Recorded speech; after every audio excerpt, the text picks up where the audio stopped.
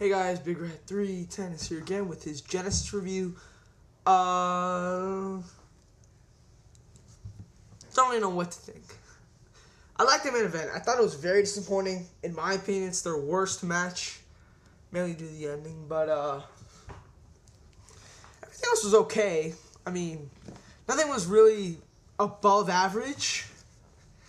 Maybe Pope and Desmond, but in my opinion, that match should have been longer and should have been better. I don't know.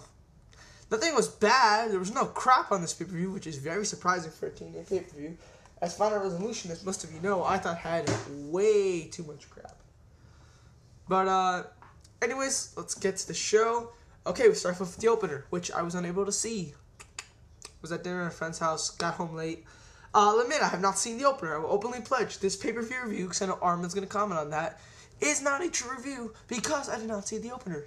People tell me it was 2 3/4, which, again, you're going to say, oh, but you didn't see the match. I know I didn't see the match, so that's why I'm not including it in the rating. You see, at Untouchable, for those of you who saw my Untouchable review, I wanted to review the entire show, because I thought it was an excellent pay-per-view, even though I missed the opener. So what I did is I put NA, and I put in parentheses, probably, and then I wrote down my prediction. And my prediction was actually right for that pay-per-view. I'm going to write probably 3 stars when I watch it. And if it's 3 stars, I'm just going to delete the parentheses, keep it at 3 stars. And if it's 3 stars, the pay-per-view rating does not change. If it's higher than 3 stars, the pay-per-view rating still won't change. If it's 3.5 or higher, the pay-per-view rating will change. So yes, the pay-per-view rating is not a true rating, Armin. I know it's not. But I'm still keeping it there for now. And this is what the rating would be if this match was so-and-so. When I see the match, I will change the rating. But, okay, second match on the card was, Sean Morley versus Daniels. The crowd hated Sean Morley. They hated him. They booed him. They said, they were cheering Daniels, Fallen Angel, BME, and I even heard a slight let him go chant. God, the crowd hated Sean Morley. And he got the win, which I thought was really stupid. How did he win? He went with the money shot after Daniels missed the BME. Brooke Hogan obviously liked them. I think that's a little thing they're going to do. That he's going to do the hello, ladies, with Brooke Hogan. But this match was only decent. I gave it 2 3/4 stars. I actually liked it more than everyone else on Skype. But I thought it was decent, you know. Crowd hated Morley more. Actually, you know, Morley did botch several times. I'm going to go to 2.5. But this match I thought was fairly decent.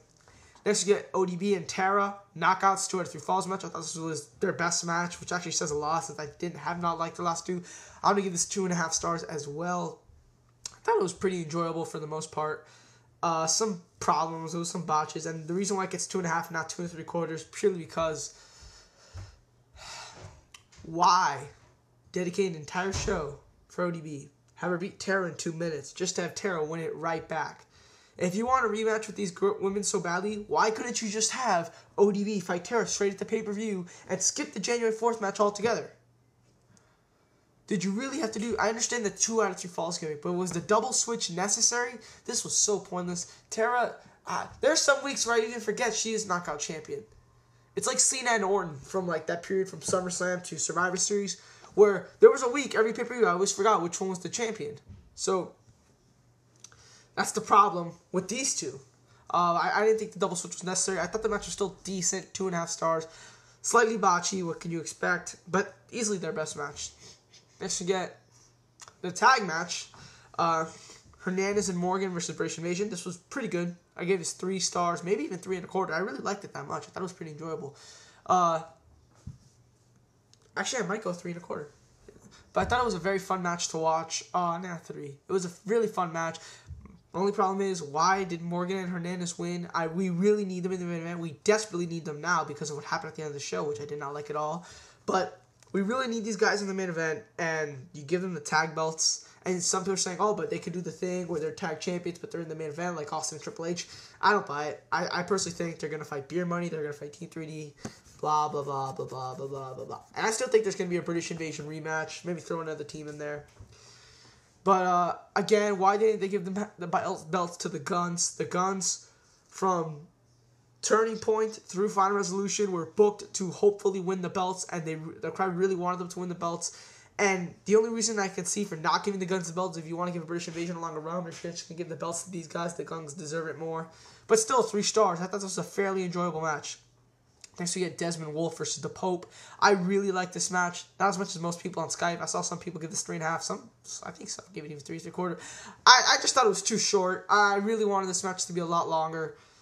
These guys needed more time. They could have done something really special right when the match was getting really, really good. I'm giving it 3.25 stars. I thought it was the second best match of the night and a really fun match to watch. But again, I really wanted these guys to go longer. I thought they could have had a much, much better match. Then we got... Oh, Desmond Wolfe won off a clothesline. I complain about this. Yes, it is his lariat. I believe it was a lariat. I didn't see it quite well. I saw him hit the clothesline. I'm just trying to remember if he used his lariat. And whatever. In ROH, that would be a viable finisher only if he did the rebound, where he backs into the ropes, bends over into the ropes, goes forward, and does the lariat. Here, kinda, not so much. But, God, did he do the rebound? I can't even remember if he did the rebound or not. I just remember he hit a clothesline. In ROH, that would have been acceptable. But in TNA, they made it very clear that that move is not a finisher. They made it very clear that that move does nothing. In fact, in his past 2 matches with Angle, he's done the move very early in the match. Clearly, they treat the Tower of London or the London Dungeon as his finisher. They do not treat the lariat. So that's why I did not like to finish this match. I know, like, some people who know I love ROH saying, why didn't you hate this match? I mean, he did the lariat. That was big in ROH. Okay, but TNA does not treat it that way. So realistically, it's not a good finish. But 3.25 stars nonetheless. Next, we get the most surprising and thank God match of the night. The Band, because they didn't want to say Outsiders, the Band, because the Band is back together, of Kevin Nash and X-Pac, because supposedly Scott Hall has a groin injury, even though they made kayfabe, did a rock, paper, scissors, shoot thing. Scott Hall, and even though Beer Money, and in the promo, Beer Money specifically asked for Scott Hall and Kevin Nash, but Kevin Nash and X-Pac, this versus Beer Money, this was decent, actually. I'm going to give this 2.5 stars. The ending was so fucking stupid, with Scott Hall, like, hitting someone in the audience. It was dumb. I think Kevin Nash goes for the jackknife, and I think it was James Storm who kicked him in the face, and Robert Roode rolled him up. I thank God Beer Money won. Like, thank God. I was so afraid the Outsiders were going to win. Thank God Beer Money won. Obviously not cleanly. Well, not totally cleanly, but still, a win nonetheless. I am so happy that they won, because I was really afraid the Outsiders were just going to bury them in this match. And this match wasn't as bad as I thought it would be. 2.5 stars. I thought it was decent. Pretty enjoyable match to see. Okay, next we got Kennedy? Anderson! 1, 2, 3, 4, 5, 6. Yeah, those 8 matches. Yeah. Next we got Mr. Anderson versus Abyss in the worst match of the night. First of all, Abyss attacked Bobby Lashley backstage, and Hogan said, "You will have to face someone, Abyss. Don't worry, you'll face someone.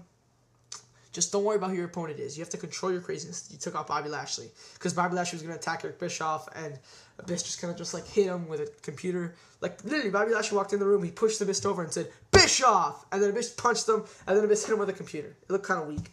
So Abyss fought Kennedy, who was the major acquisition, no duh, even though I thought he wasn't enough to be considered major. This match was just okay. Actually, not even okay. I thought it was kind of bad. I gave it 2.25 stars. It was pretty boring in parts.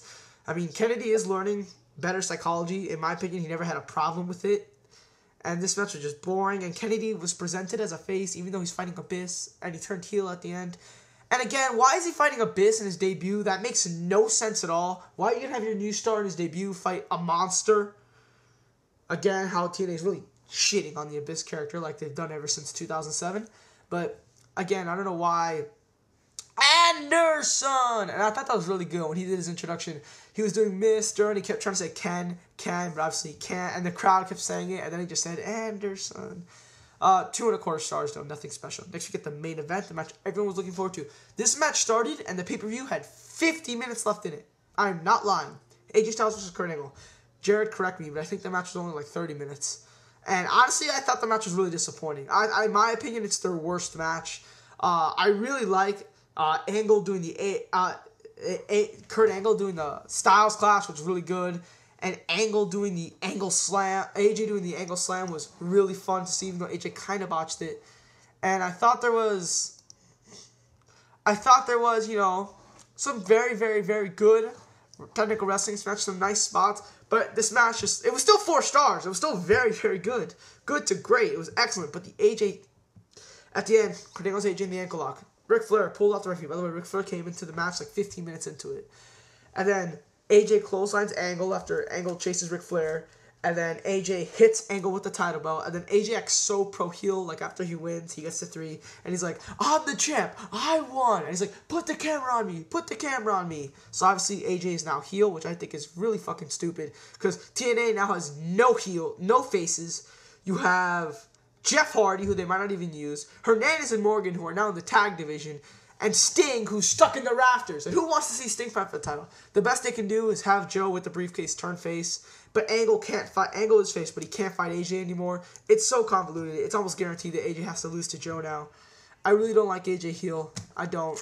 But we'll just have to see what happens. Overall, I'm going to give this show a 7.25 out of 10. I thought maybe a 7 out of 10. Some stuff was decent. I haven't seen the opener yet. The rating could change depending on how good that was. But so far, everything was decent with only one match being great. Big with 10. I'm out.